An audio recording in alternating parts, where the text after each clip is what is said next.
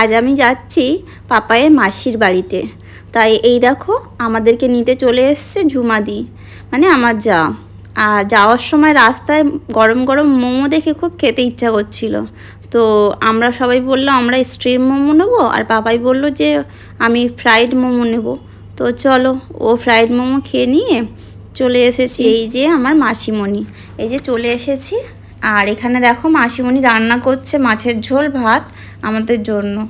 এই দেখো ফুলকপি আলুর তরকারি, কত কিছু রান্না করেছে, শিম আলু বাঁধাকপি দিয়ে একটা চচ্চড়ি। আর মেশো যেহেতু মাছের তেল খায় না, তো মেশোর জন্য আলাদা যাবো বলে দিদিভাই আমাদের জন্য পিঠেও বানিয়েছিল। আর এই দেখো আমার ফোনের ব্যাক কভার নিতে চলে এসেছি। ঘরে এসে দেখি মাসিমণি সন্ধ্যা, হঠাৎ মাত্র রাতেই প্ল্যান হলো যে আমরা দক্ষিণেশ্বরে যাব। তো সেই মতো সকালবেলা উঠে মাসিমণি ঠাকুরকে দিয়ে নিয়েছে। আর এই দেখো আমরা সবাই মিলে দক্ষিণেশ্বরে যাচ্ছি মায়ের মন্দিরে পুজো দিতে। এই নিয়ে আমার 3বার দক্ষিণেশ্বরে যাওয়া হচ্ছে। একবার গেছিলাম বিয়ের প্রথম, তারপর আমার সোনামাকে মুখে প্রসাদ দিতে গেছিলাম। আর এই এখন মাসিমণির বাড়ি থেকে খুব বেশি নয় দক্ষিণেশ্বর, 1 ঘন্টার রাস্তা। তো আমাদের যেতে একটু বেলাও হয়ে গেছিলো, প্রায় 11টা বেজে গেছিলো।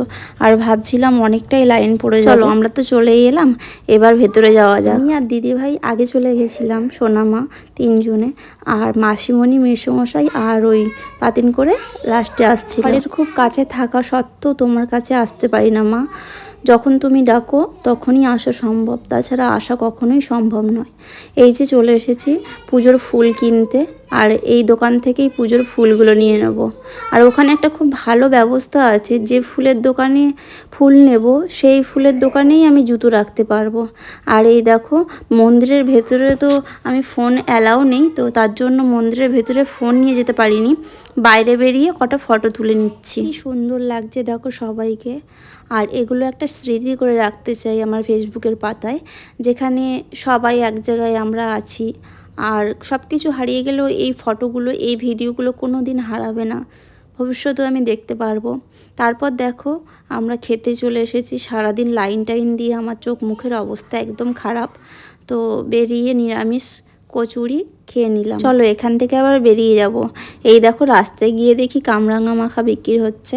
তো আমি তো দেখে লোভ সামলাতে পারলাম না, নিয়ে নিলাম। তারপর সোনামাকে নিয়ে ওর বাবা পার্কে এসেছিল।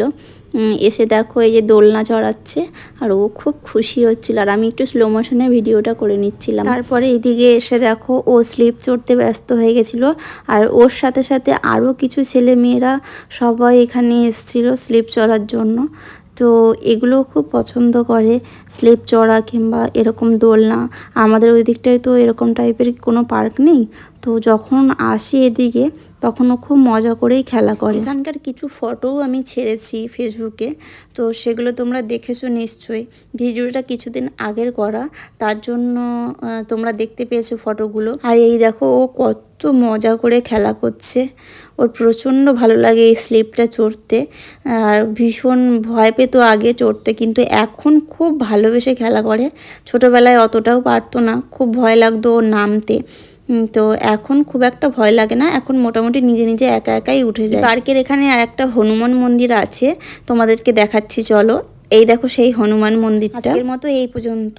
ভালো লাগলে ভিডিওটি অবশ্যই একটি লাইক করে দিও, আর এভাবেই আমার পাশে থেকো। টাটা সবাইকে।